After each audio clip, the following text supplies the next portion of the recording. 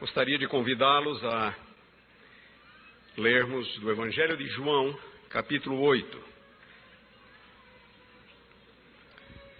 Evangelho de João, capítulo 8. Nós vamos ler os versículos 12 a 20.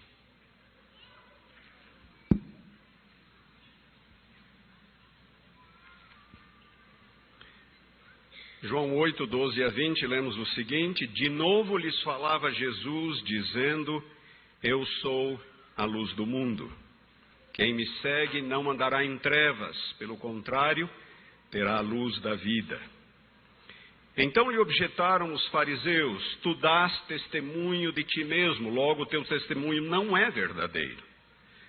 Respondeu Jesus e disse: Disposto que eu testifico de mim mesmo, o meu testemunho é verdadeiro, porque eu sei de onde vim e para onde vou. Mas vós não sabeis de onde venho, nem para onde vou.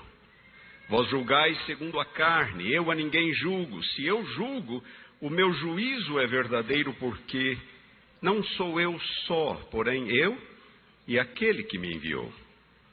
Também na vossa lei está escrito que o testemunho de duas pessoas é verdadeiro. Eu testifico de mim mesmo, e o Pai que me enviou também testifica de mim. Então lhe perguntaram: Onde está o teu Pai? Respondeu Jesus: Não me conheceis a mim, nem a meu Pai. Se conhecesses a mim, também conhecerias a meu Pai. Proferiu ele estas palavras no lugar do gasofilácio, quando ensinava no templo. E ninguém o prendeu, porque não era ainda chegada a sua hora. Vamos orar. Nosso Deus, nosso Pai, neste momento, vamos meditar sobre a Tua Palavra. Pedimos-te que, pelo poder do Espírito, pela graça de nosso Senhor Jesus Cristo, possamos tirar lições importantes para a nossa vida espiritual. Abençoa-nos, acompanha-nos, em nome de Jesus. Amém. No Evangelho de João encontramos 7 declarações conhecidas como o Eu Sou. 7 declarações em que Jesus introduz dizendo: Eu sou. Eu sou o pão da vida, capítulo 6. Eu sou a luz do mundo, no capítulo 8. Eu sou a porta das ovelhas, capítulo 10. Ainda no capítulo 10, eu sou o bom pastor. No capítulo 11, eu sou a ressurreição e a vida. No capítulo 14, Jesus fala: Eu sou o caminho, a verdade e a vida. E finalmente no capítulo 15, eu sou a videira verdadeira.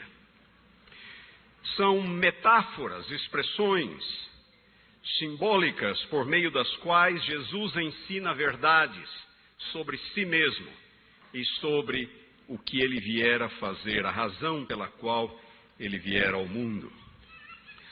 O sermão desta manhã é baseado na segunda destas expressões, o segundo eu sou do Evangelho de João. Eu sou a luz do mundo.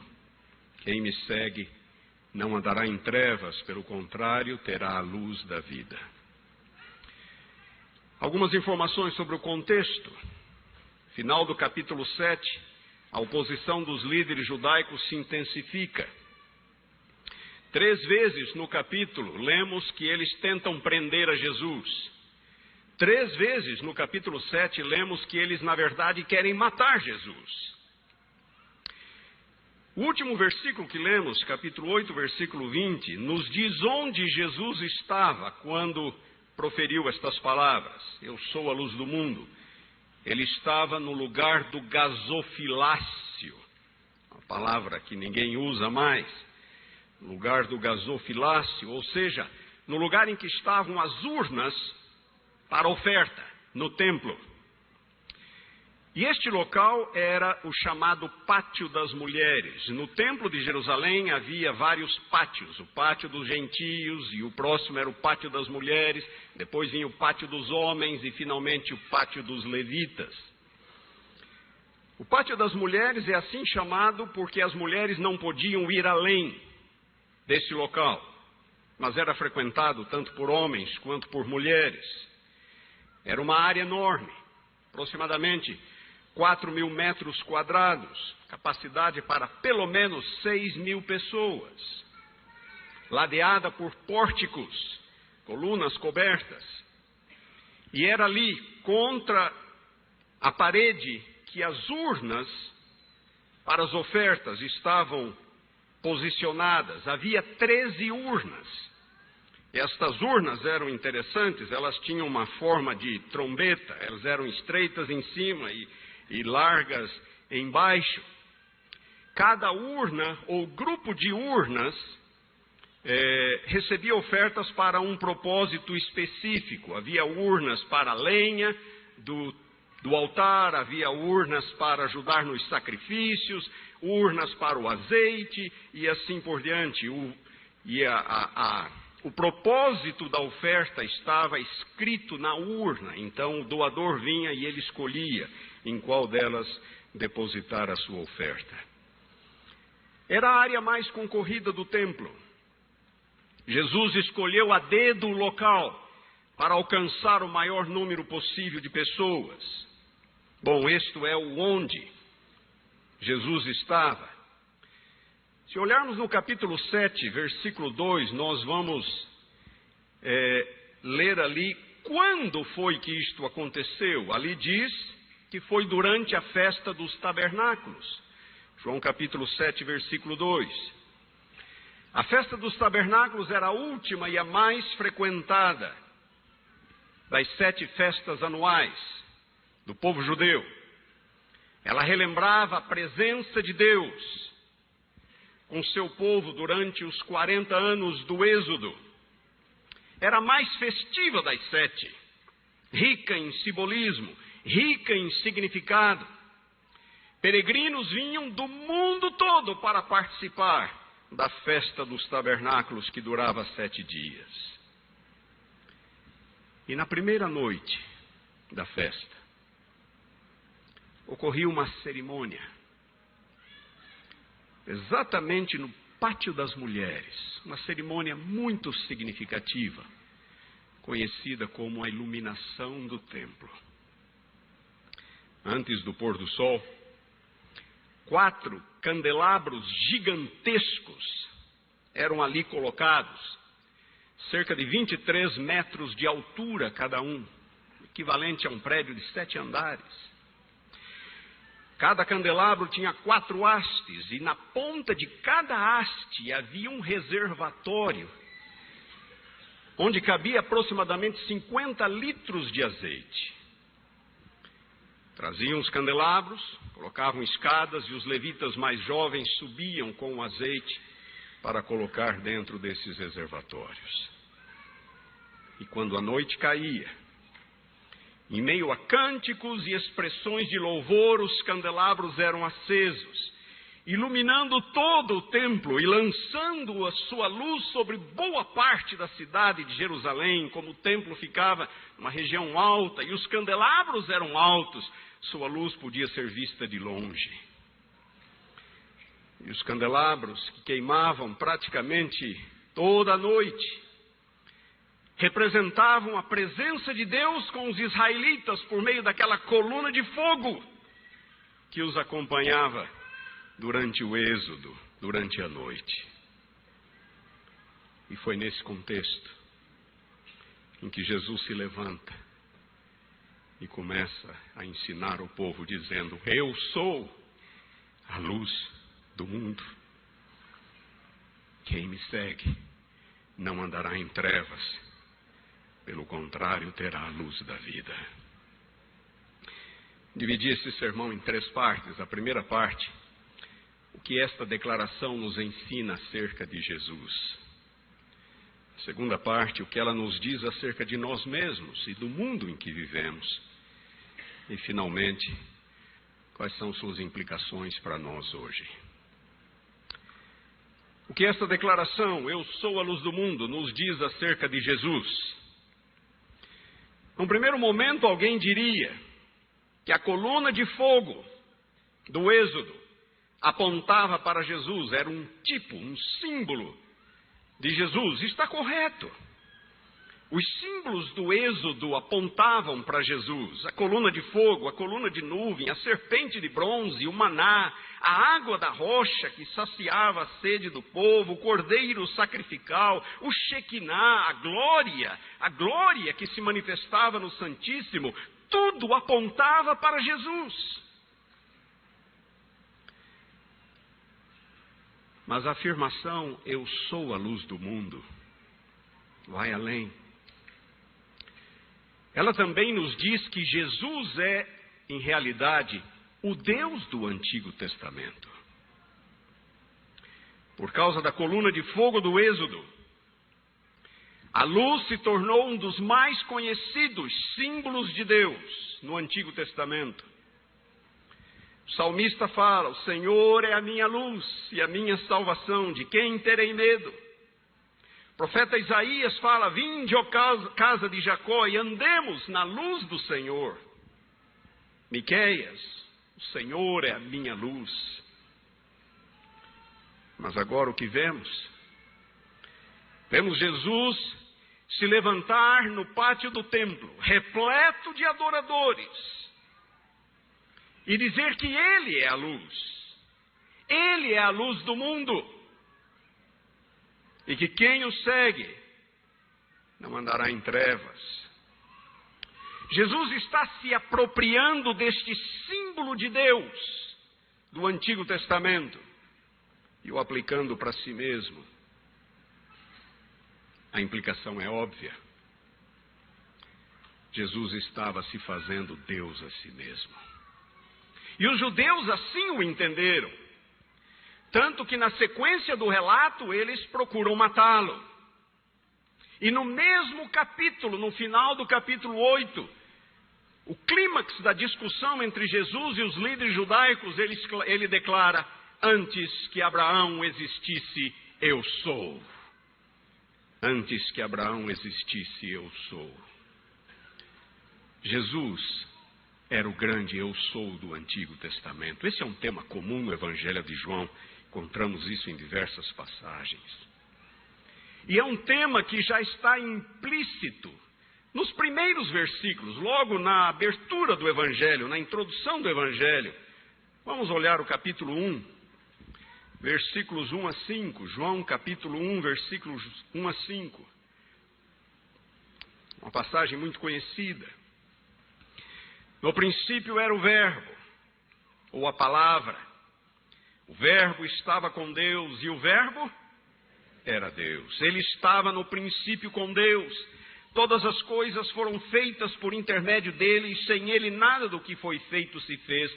A vida estava nele, e a vida era a luz dos homens. A luz resplandece nas trevas, e as trevas não prevaleceram contra ela. Lá em Gênesis capítulo 1, no princípio Deus. Deus criou. Mas havia trevas sobre a face do abismo, até que Deus disse: haja luz. Haja luz, e houve luz. Luz é a condição necessária para que haja vida. Sem luz não há vida. Interessante que o sol foi criado no 4º dia, as plantas foram criadas no 3º dia. Mas já no 1º dia, Deus diz: haja luz.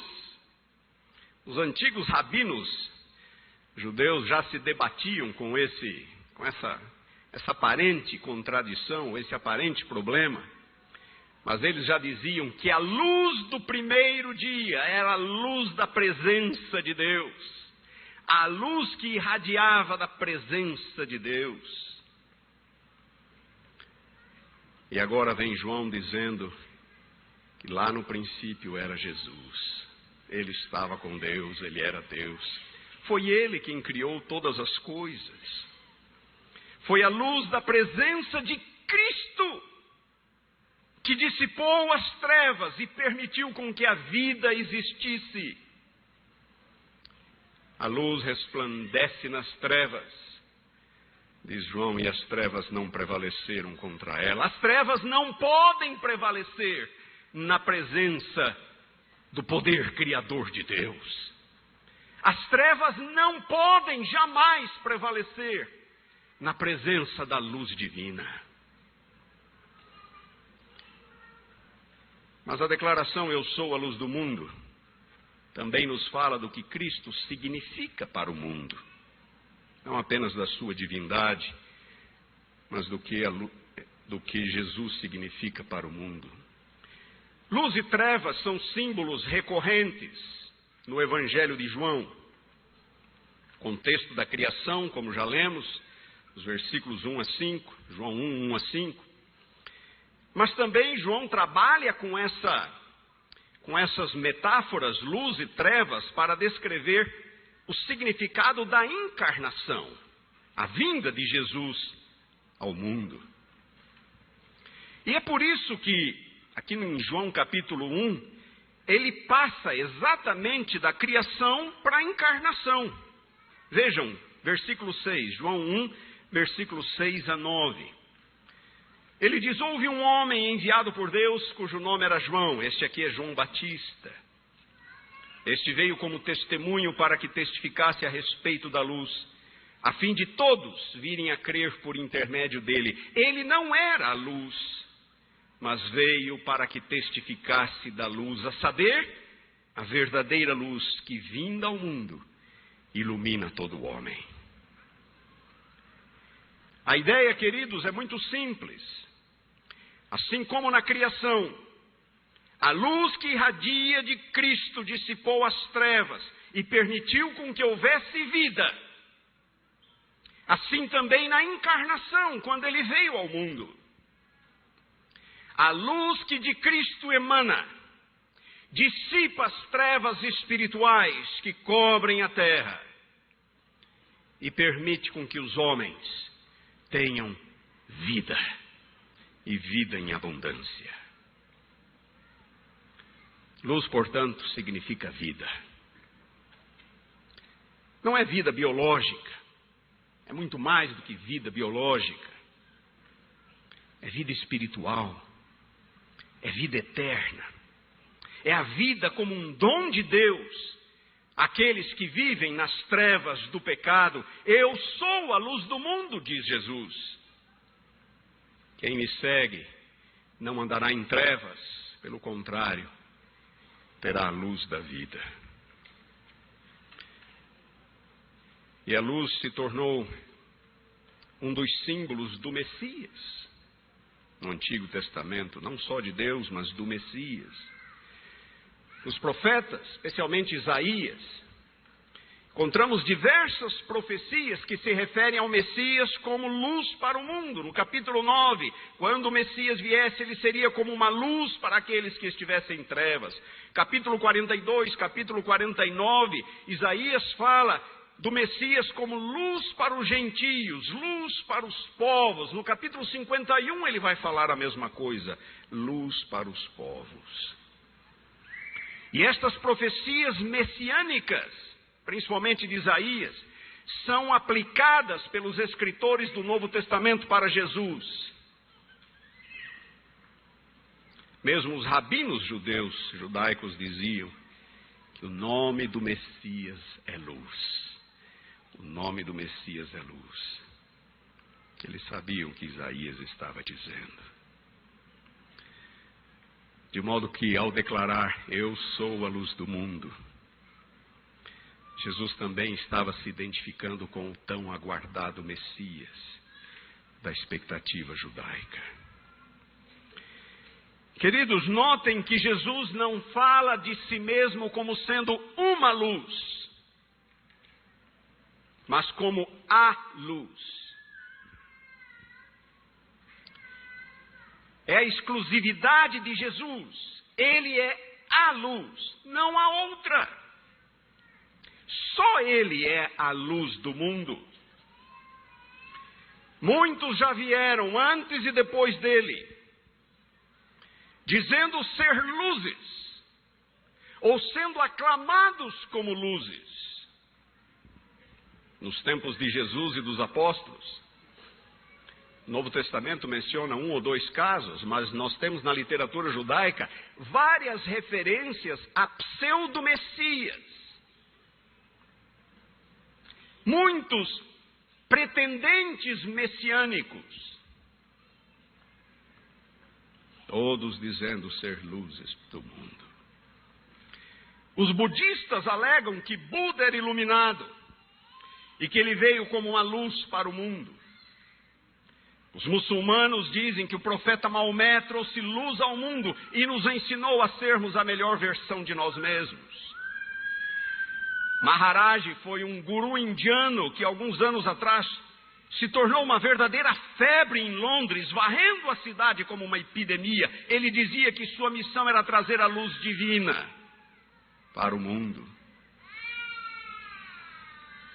Até mesmo o marxismo, tão contrário à fé cristã como é, tem sido apresentado por alguns filósofos como um sistema que visa trazer luz ao mundo, a fim de eliminar as igualdades e as superstições das massas.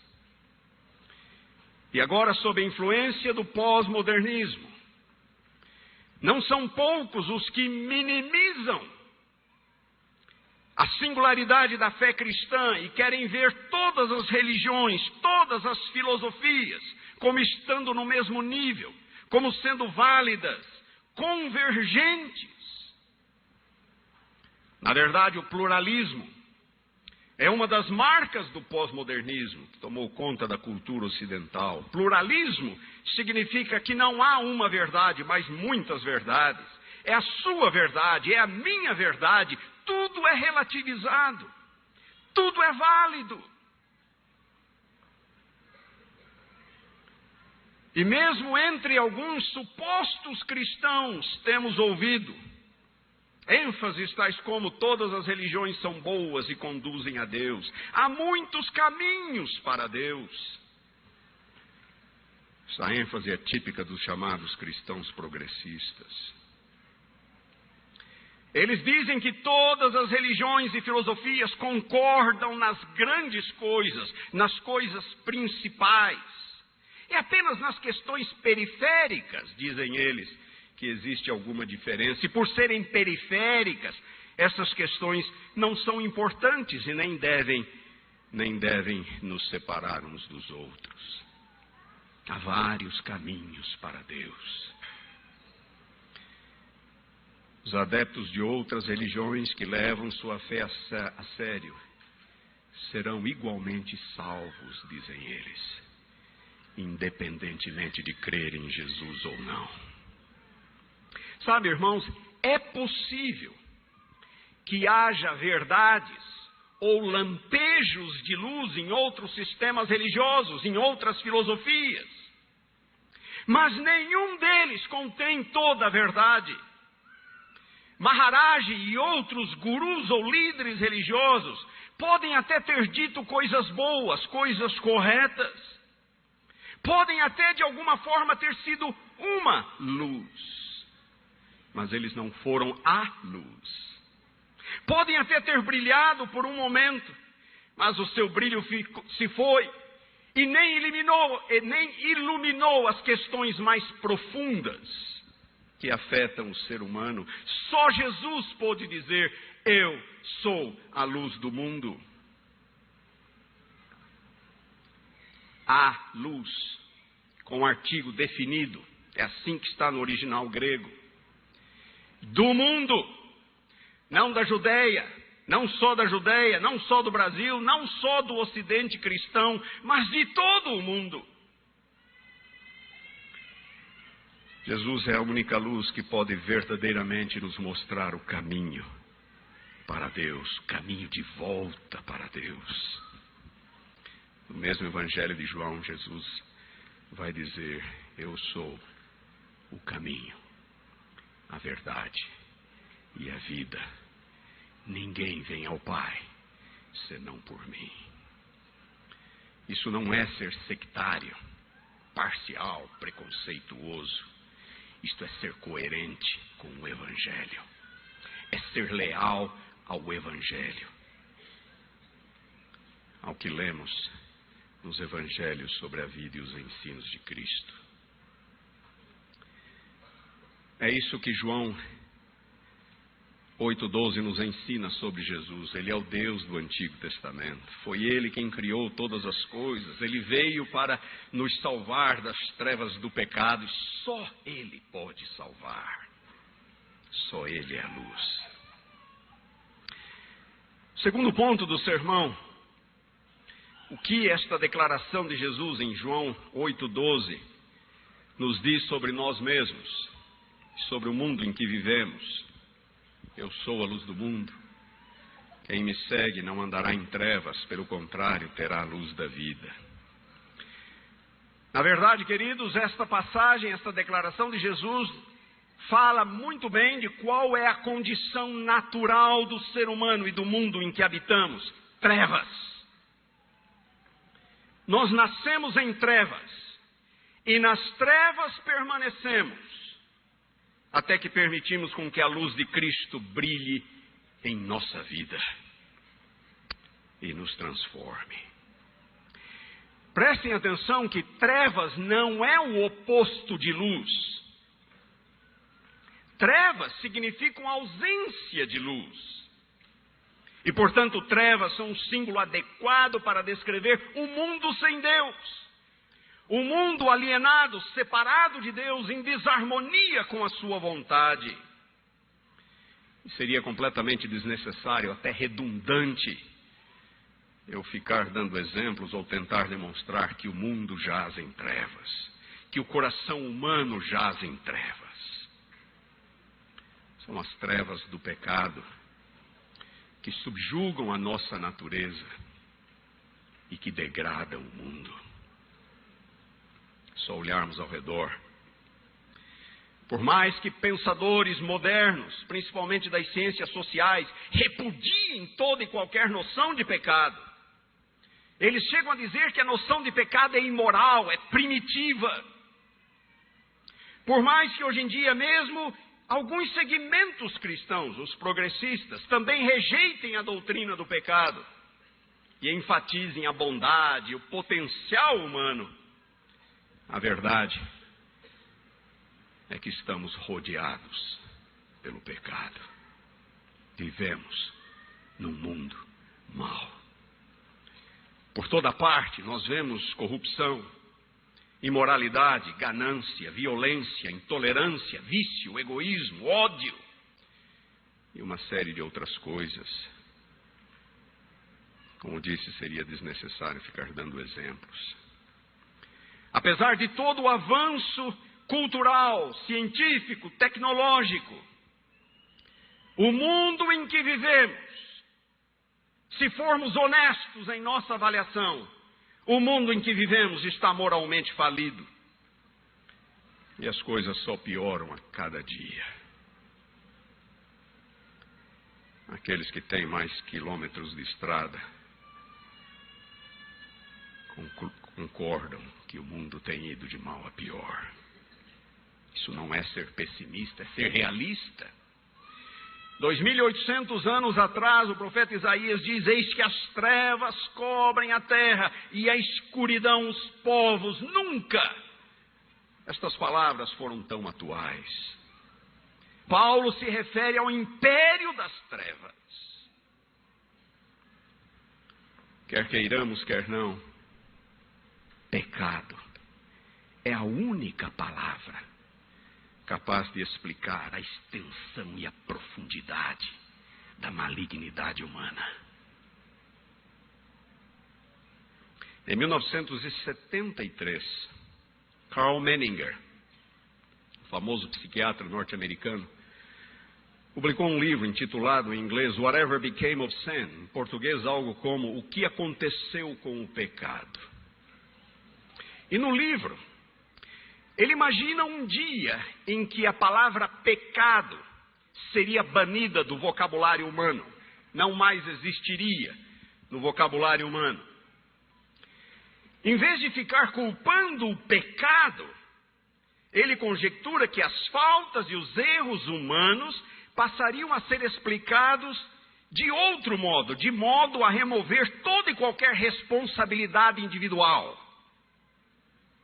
Menninger antevê o dia em que o termo pecado seria substituído por termos tais como enfermidade, desordem, disfunção, síndrome e assim por diante.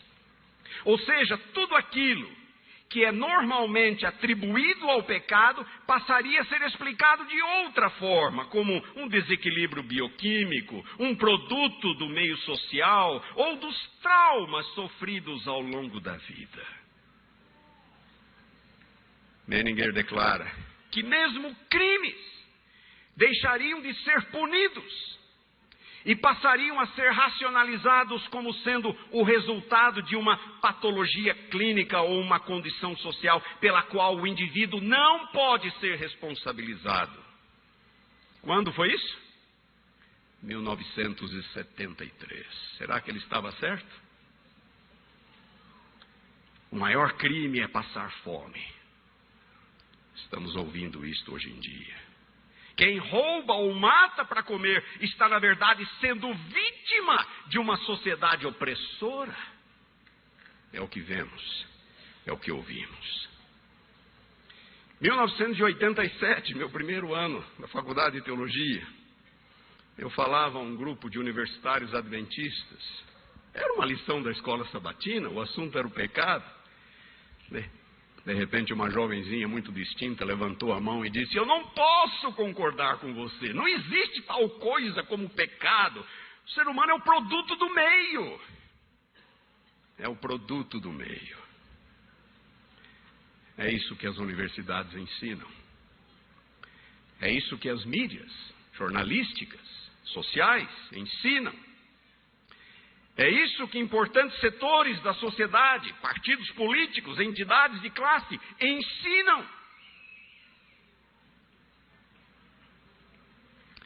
Pecado não existe, o homem é produto do meio. Vamos sanear o meio. Vamos dar trabalho, saúde, educação e tudo vai ficar bem. Estão falando isso já faz 200 anos. Tudo vai ficar bem. Queridos, como explicar, por exemplo, a universalidade do pecado? Todos pecaram. Como explicar se ela não é hereditária? Vejam uma criança. De onde vem a desobediência, a teimosia, o egoísmo que a criança manifesta antes mesmo de se conhecer por gente? Qual é o pai ou a mãe que chega ao filho e diz assim: olha, quando você quiser alguma coisa e eu não quiser lhe dar, você vai fazer isso, você vai gritar, você vai espernear, você vai esbravejar, você vai se atirar no chão, bater a cabeça no chão, tá bom? Até que eu vou lhe dar o que você quer. Qual é o pai ou a mãe que precisa ensinar tais coisas aos filhos? As ciências sociais diriam: não, mas isso é necessário para o desenvolvimento da criança. Talvez até seja, sob um certo aspecto. Mas a minha pergunta é: de onde vem a teimosia, a desobediência, o egoísmo? É inerente ao coração, são inerentes ao coração humano. A Bíblia é clara: fomos concebidos em pecado. Somos filhos da desobediência. Jeremias fala: enganoso é o coração mais do que todas as coisas e desesperadamente corrupto. É uma enfermidade, sim, mas uma enfermidade do coração, da natureza humana. Não é uma doença de pele, não é um mal súbito, passageiro, não é algo que possa ser atribuído a fatores externos, embora fatores externos possam contribuir. A verdade é que o mundo é mau porque o coração humano é mau. As trevas morais que dominam o mundo são as mesmas trevas que dominam antes o coração de cada um de nós. Todos pecaram, diz Paulo, e carecem da glória de Deus. É por isso que precisamos da luz de Cristo. É uma luz que ilumina, é uma luz que purifica, é uma luz que transforma, é uma luz que santifica. Em outra passagem de João, capítulo 12, Jesus diz: eu vim como luz para o mundo, a fim de que todo aquele que crê em mim não permaneça nas trevas.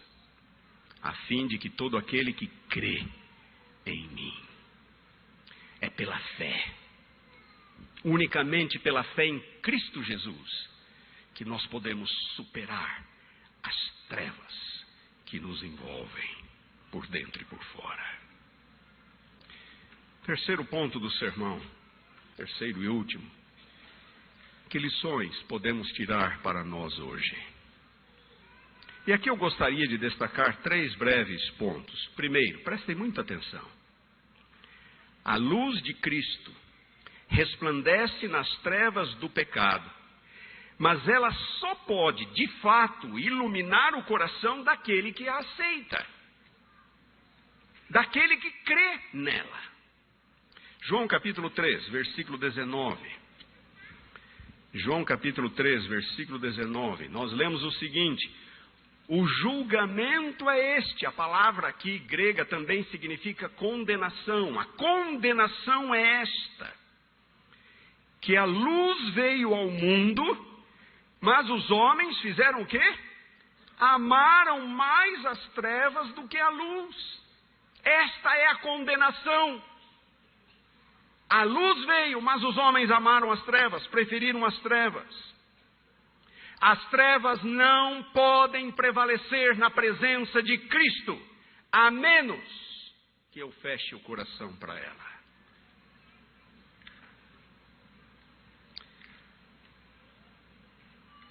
A condenação é esta: que a luz veio ao mundo, mas os homens amaram mais as trevas do que a luz. Estas palavras são uma séria advertência para nós, sabem? No final, as pessoas não serão condenadas pelo mal que fizeram. Não serão condenadas pelos pecados que cometeram. Porque todos terão feito mal, todos terão cometido pecado. Os perdidos e os salvos, todos. Aqueles que não se salvarem, não serão salvos, não porque cometeram pecados, mas porque rejeitaram a luz. Porque rejeitaram o perdão que Cristo oferece. Segundo ponto. Por que algumas pessoas amam mais as trevas do que a luz? O que faz com que alguns prefiram as trevas e rejeitem a luz? Capítulo 3 de João, o mesmo versículo 19, a última parte, e o versículo 20. Vamos ler de novo. E a condenação é esta: que a luz veio ao mundo e os homens amaram mais as trevas do que a luz, porque as suas obras eram más. Pois todo aquele que pratica o mal aborrece a luz e não se chega para a luz, a fim de não serem arguidas as suas obras. Aqui está a razão pela qual muitos amam mais as trevas do que a luz, porque as suas obras são más. E eles não querem abandoná-las. Eles amam mais as trevas do que a luz. Não querem abandonar as suas obras. Não querem que a luz exponha o que há de errado em sua vida. Não querem que a luz exponha as motivações, os desejos pecaminosos, os próprios pecados que estão ocultos em seu coração. Não querem, então se fecham para a luz. Sabem, num certo sentido, as trevas são confortáveis. A escuridão é confortável.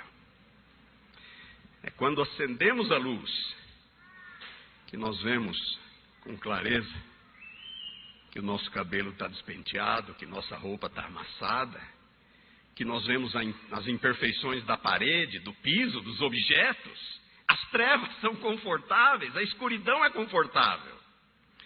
A luz que ilumina é a mesma luz que revela os defeitos, que revela os problemas. E assim também no coração humano, a luz que ilumina é a mesma luz que revela as nossas imperfeições, os nossos erros, os nossos desejos egoístas, os pecados ocultos, secretos que nos afastam de Deus. e nos afundam cada vez mais nas trevas.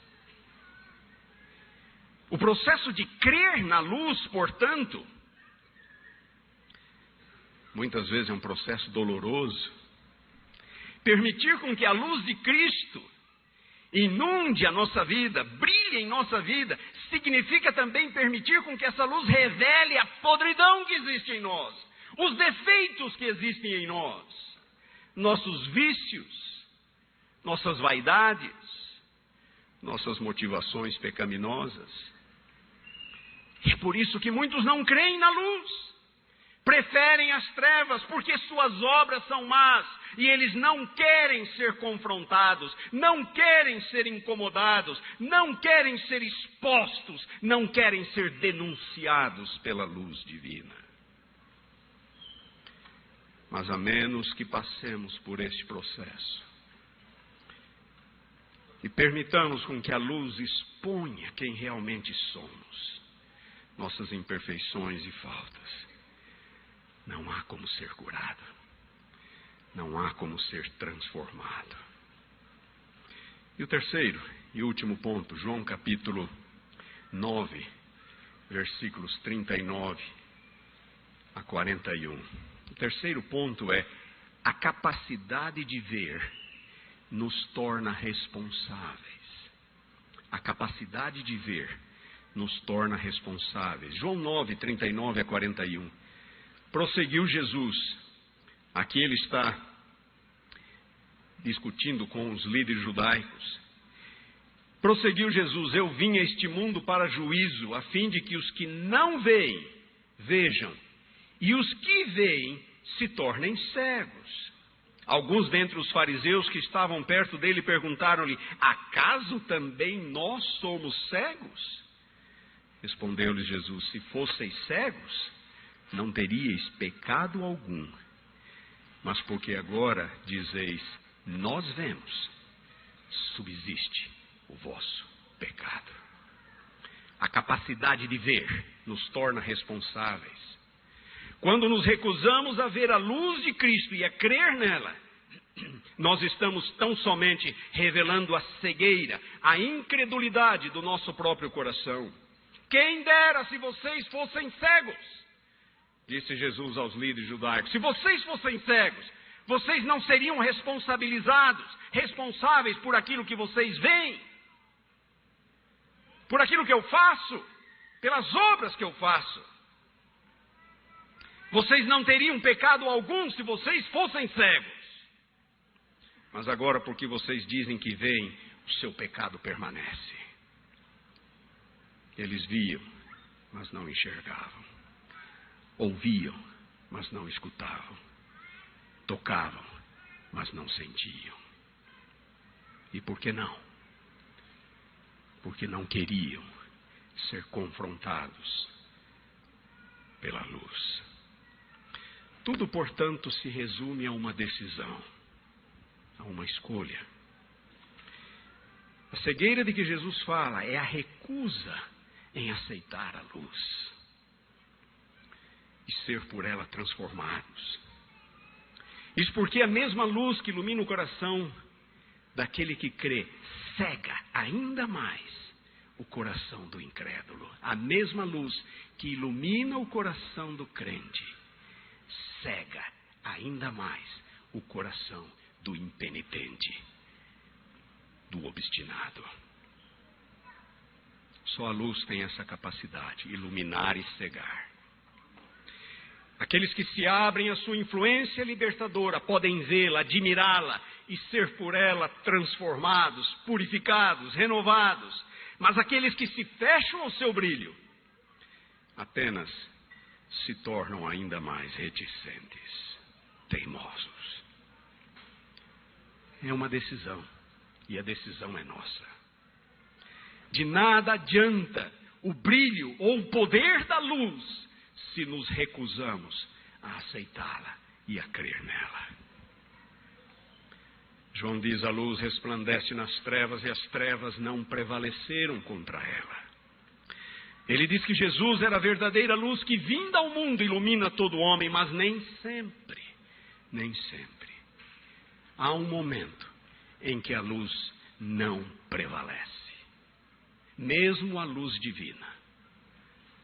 É quando nós fechamos o nosso coração a ela e nos recusamos a aceitá-la. Certa vez, um local em Londres chamado Speaker's Corner, uma espécie de o canto dos falantes ou coisa parecida, numa tradução livre. É um tradicional espaço público ali em Londres para palestras, debates, e alguns cristãos estavam ali fazendo uma espécie de sessão evangelística ou reunião evangelística ao ar livre, quando um homem todo arrogante foi para frente, assim que o pregador concluiu o sermão, e ele começou a falar em alta voz: vocês dizem que há um Deus, mas eu não o vejo. Vocês dizem que há um céu, mas eu não o vejo. Vocês dizem que Jesus é real, mas eu não o vejo. Ele buscava uma espécie de aplauso barato das pessoas ali, e recebeu. Muitas pessoas o aplaudiram. Mas logo em seguida, outro homem começou a falar em voz alta: me dizem que há um céu azul lá em cima, mas eu não o vejo. Me dizem que há árvores aqui em volta, mas eu não as vejo. Me dizem que eu estou diante de uma pequena multidão, mas eu não a vejo. E a razão é muito simples: eu sou cego.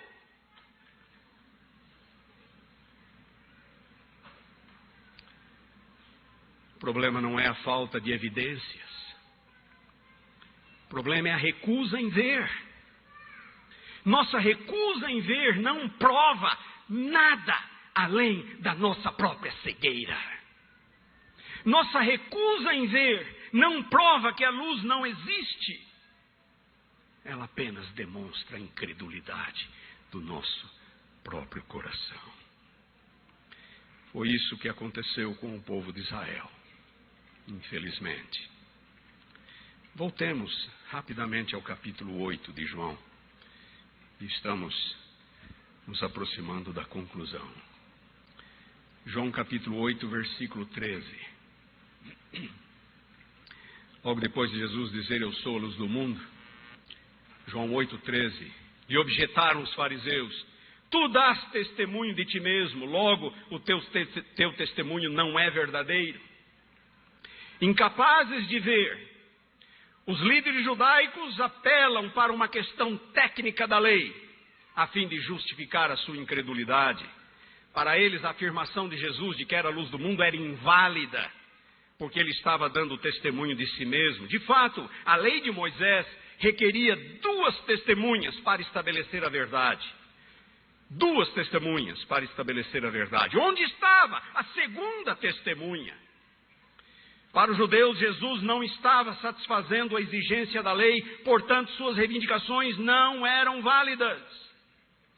Ele não havia conseguido estabelecer a legitimidade de suas declarações. Não havia evidência suficiente, assim pensavam eles. Mas Jesus tinha plena consciência de quem era, de onde viera, para onde iria.